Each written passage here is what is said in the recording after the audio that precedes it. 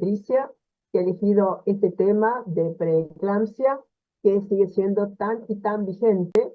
Por otra parte, recordar que estamos en el mes de mayo, en la Semana de la Preeclampsia, internacionalmente, se celebra durante el mes de mayo. ¿Y el por qué es tan vigente? Bueno, porque lamentablemente, a pesar de que pasan los años, es muy difícil bajar la mortalidad asociada a la preeclampsia.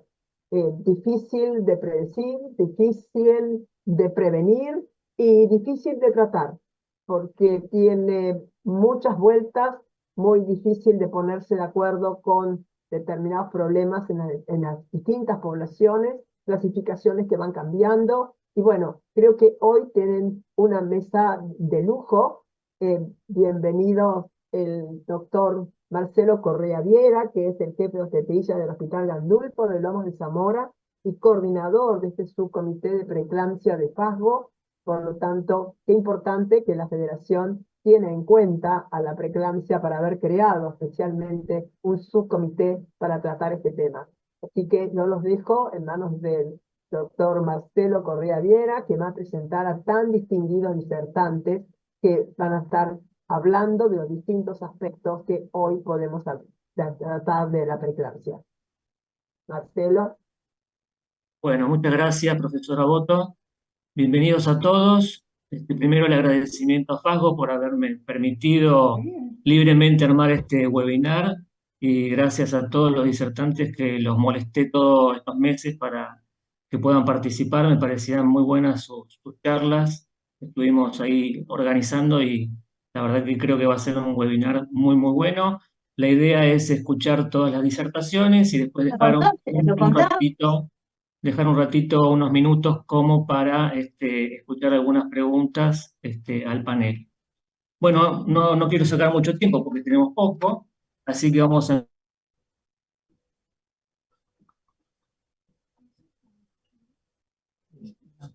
Está muteado, Marcelo. Está muteado, Marcelo. Ok, ¿ahora sí? Sí, ahora se te escucha. ¿No se escuchó nada de nada? Sí, No, no, sí, la Ok, última ok, parte como dijiste, del la panel. última parte. perfecto. Bueno, la idea era entonces ya dar comienzo a las charlas porque son muy importantes y vamos a aprovecharlas. La primera, como les decía, es historia y controversias en la definición de la preeclampsia. Va a estar a cargo del doctor Edgardo Ábalos, que es médico obstetra, consultor en salud materno-infantil de la Organización Mundial de la Salud, co-coordinador del Observatorio de Salud Sexual y Reproductiva de la Argentina e investigador invitado de SEDES. Desarrolla su práctica clínica como jefe de servicio de obstetricia de la Maternidad Martín de Rosario. Así que Edgardo, gracias como te dije antes y bueno, toda tuya la presentación. Bueno, muchas gracias, Marcelo. Quiero también agradecer, también en tu nombre, al comité organizador de FASGO por haberme invitado y permitirnos compartir un poco qué es lo que estamos haciendo en relación a la preeclampsia. Espero que puedan ver la presentación. Te interrumpo para solicitarle a todos, por favor, que cierren sus micrófonos, así podemos escuchar la charla sin interrupciones. Bueno, gracias, Marcelo.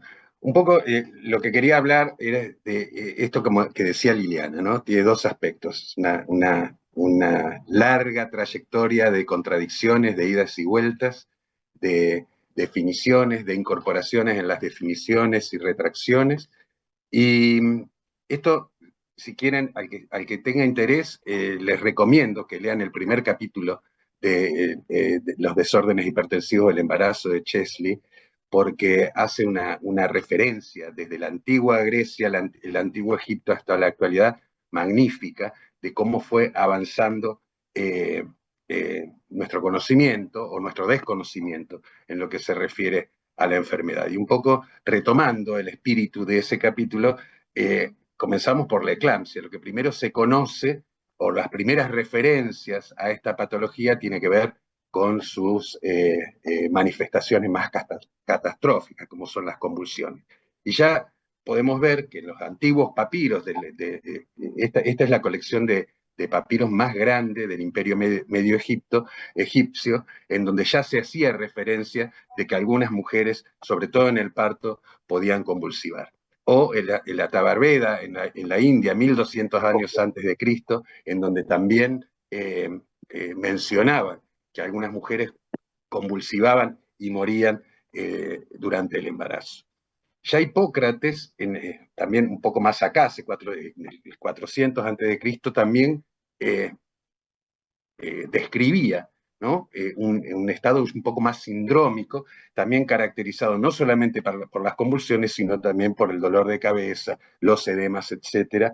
Y lo hacía referencia en algunos de sus escritos que fueron traducidos a lo largo de la historia. Pero no fue hasta mediados de 1700 que la eclampsia o las convulsiones eclámpticas se pueden diferenciar como una noxa separada de la epilepsia, ¿no? Siempre se pensaba que estas convulsiones eran convulsiones de tipo epiléptica, y recién fíjense que este médico, que es un médico francés, pero que en realidad se dedicó toda la vida a la botánica. La mayoría de los libros que publicó tienen que ver con la botánica, pero sí quien ha sido el que retoma algunos de los conceptos de Morisot para determinar que las convulsiones eclámpticas eran una noxa diferente, que eran agudas, que no volvían a repetirse a lo largo del curso de vida de las mujeres fuera del embarazo, y las consideraba como una cuestión única del embarazo y diferente de la epilepsia.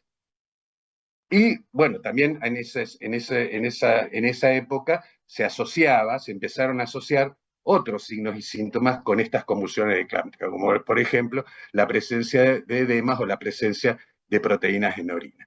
Pero, ¿no?, lo que no se podía, a pesar de que se relataba que estas mujeres tenían un pulso fuerte, no había forma de determinar el estado de hipertensión, hasta que se desarrollan las técnicas para medir la presión arterial. Y recién a fines de los 1800, 1897, se perfeccionan elementos menos agresivos para medir la presión arterial, como estos esfigmomanómetros, que fíjense que no tenían el manguito, sino que tenían una ampolla de agua que se ponía sobre la arteria radial y solamente servía para medir la presión sistólica. Y ahí es donde Vázquez, en el año 1897, caracteriza a esta patología propia del embarazo asociada a hipertensión. Entonces, durante todos estos años que siguieron, fines del siglo XIX, principios del siglo XX, se incorporaron y se quitaron un montón de signos y síntomas para llegar al diagnóstico, porque al principio tuvo múltiples definiciones, ¿no? Y debido a las múltiples teorías. La preeclampsia es la enfermedad de las teorías. Entonces se hablaba de efectos tóxicos, perniciosos producidos por el feto, de ahí la palabra toxemia. Se hablaba de efectos de extremo volumen dado por la compresión del útero en el árbol vascular de la mujer. Entonces se proponían sangrías para disminuir esa presión sanguínea, etc. Y fueron, como les decía, fueron incorporándose y descartándose muchos de estos elementos. Tal es así que en el año 2000 el grupo de trabajo de hipertensión en el embarazo modifica sus guías del año 1990 y retira los edemas y retira el aumento de 15 milímetros de mercurio de la hipertensión diastólica y 30 milímetros de mercurio de la hipertensión sistólica en pacientes que no tenían valores de hipertensión dentro de la definición de preeclampsia, y esas directivas, más o menos de los últimos 25 años, permanecieron estables. En definitiva, en los últimos 100 años, la hipertensión arterial y la proteinuria fueron los dos elementos que sobrevivieron, digamos, dentro de lo que es la definición de la preeclampsia.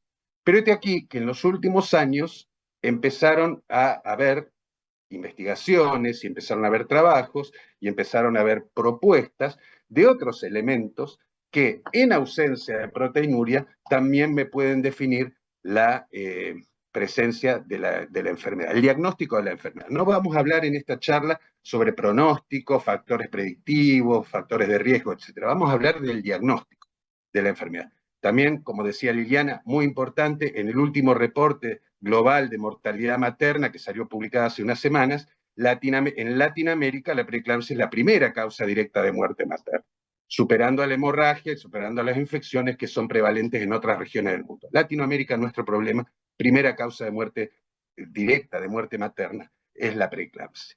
Entonces, vamos a ver qué dice la Organización Mundial de la Salud. La definición de la preeclampsia de la Organización Mundial de la Salud, que figura en las últimas guías publicadas, vamos a ver que son un poco más modernas que el 2011, pero la guía principal se publicó en el año 2011, habla de hipertensión durante el embarazo, define la presión arterial diastólica y la presencia de proteinuria en una orina de 24 horas como para diagnosticar la enfermedad. Y unos años más tarde, las guías IMPACT, también de la Organización Mundial de la Salud, que son más guías de manejo y tipo práctica, cookbook, libros de cocina como para orientar a los profesionales en cómo actuar y cómo diagnosticar y cómo tratar las diferentes patologías relacionadas al embarazo, parto, puerperio, etc., las subdivide y le da algún tipo más de caracterización, tanto a la presión arterial sistólica como la diastólica, la proteinuria, y sí introduce algunos conceptos que tienen más que ver con el pronóstico, con la gravedad de la enfermedad, que con el diagnóstico de la enfermedad, ¿no? Como ven, esto ustedes lo pueden encontrar en la página de la Organización Mundial de la Salud, tienen la guía que es del 2011, pero también en esa misma página van a ver las diferentes actualizaciones que tuvo esa guía, generalmente relacionadas a algunos de los componentes de esa guía. Eso se llama, es un espíritu, un proceso de guías vivas que tiene la Organización Mundial de la Salud, como muchas otras organizaciones que van actualizando lo que va cambiando, digamos, y no toda la guía en su conjunto, ¿no? Y como ven, de estas actualizaciones, la última fue en el año 2021. También en el año 2018, la Clasificación Internacional de Enfermedades, también dependiente de la Organización Mundial de la Salud, incorpora estos conceptos de disfunción orgánica y también incorpora el concepto de disfunción placentaria, incorporando el retardo de crecimiento intrauterino dentro de lo que pueden ser los signos o síntomas necesarios para el diagnóstico de la enfermedad de la preeclampsia, aún en ausencia de proteinuria. Pero esto que el ICD-11 publica, no, como los ponen acá, ¿no? Ahí, perdón, estaba en inglés y acá le hice la traducción, en donde incorpora elementos de disfunción orgánica y disfunción placentaria, esta última determinada por la restricción del crecimiento fetal. Pero como decía, estos conceptos no fueron retomados en las actualizaciones posteriores de la guía que hizo la Organización Mundial de la Salud. Entonces, si uno quiere ver la última actualización y ver la definición de preeclampsia, va a tener la definición que teníamos en el año 2011 y no esta nueva, digamos, incorporación que hace la OMS en otro departamento, que es el encargado de la producción de la Clasificación Internacional de Enfermedades. Entonces, desde el Departamento de Salud Materno-Infantil, Adolescencia y Curso de Vida, en el cual soy consultor, junto con el Centro Rosarino de Estudios Perinatales, que acá está presente Virginia Díaz, como una de las integrantes, se decidió ver cuál es el estado del arte de las recomendaciones referente al diagnóstico de preeclampsia de todas las sociedades o de las sociedades científicas más relevantes. Entonces hicimos una revisión, un mapeo de todas las guías clínicas actualizadas en los últimos 10 años que definan o que explícitamente tengan una definición del preeclampsia y cómo llegar a ese diagnóstico. Y como ustedes verán, de muchísimos documentos que se revisaron, llegamos a la selección de 15 guías clínicas producidas por 11 sociedades, que son esta Organización Mundial de la Salud, considerando todos esos documentos que están separados en documentos dispersos, digamos, dentro del universo de la OMS, la Sociedad Francesa de Cardiología, la Sociedad Malaya de Hipertensión, FIGO, la Sociedad de Obstetricia y Ginecología Americana, la COC, la Sociedad Internacional para el Estudio de la Hipertensión, la Sociedad de Obstetricia y Ginecología de Canadá, las guías NICE y del Royal College del Reino Unido, las guías de la Sociedad de Medicina Obstétrica de Australia y Nueva Zelanda, la Fuerza de Trabajo de Servicios Preventivos de Estados Unidos y el Colegio Nacional de Ginecólogos y Obstetras de Francia. Estas parecen pocas, pero son las guías, hay muchas más guías, pero son las guías que fueron actualizadas en los últimos 10 años. Las otras guías o son más antiguas o son adaptaciones de estas guías. Por eso es que se seleccionaron estas 11 instituciones con sus 15 guías clínicas y en donde cada una de esas guías define la preeclampsia. Entonces, lo que nosotros hicimos es comparar cuáles son las convergencias y las divergencias en cada uno de los componentes de esa definición de la preeclampsia, ¿no? Entonces, ustedes ven, los tildes verdes quiere decir que todas las guías coinciden, los tildes que están en blanco significa que no están mencionados en las guías, los tildes rojos significa que hay un desacuerdo o que esa guía desacuerda con esto, y los tildes que están ahí medios transparentes significa que es un acuerdo parcial o que está definido en una forma un poco diferente, ¿no? Entonces, todas las guías coinciden con que la hipertensión forma parte del diagnóstico de la preeclampsia, todas las guías coinciden con que la proteinuria es parte del diagnóstico de la preeclampsia, y algunas guías comienzan a mencionar y acordar con marcadores de disfunción orgánica, salvo la guía que es la última actualizada, fíjense, es la actualizada más reciente, que es la guía de los franceses, que no está de acuerdo con incluir, después los vamos a hablar, los marcadores de disfunción orgánica dentro de la definición de preeclampsia, y los marcadores de disfunción uteroplacentaria, que vamos a ver cuáles son.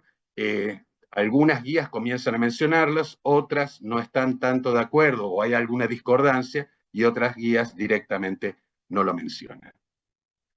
También nos fijamos cómo, decía, bueno, la hipertensión, cómo se mide la hipertensión y qué elementos recomiendan las guías para medir la hipertensión, ¿no? Entonces, la primera T, que significa timing, significa cuántas veces hay que medir la presión, cuánto, con la separación entre una medición y otra. Casi todas las guías están de acuerdo, algunas no la mencionan. Los equipos, las nuevas guías comienzan a mencionar los esfigmomanómetros digitales para hacer un correcto diagnóstico por sobre los aneroides si no están bien calibrados, y obviamente los de mercurio que están saliendo del mercado por un problema de contaminación.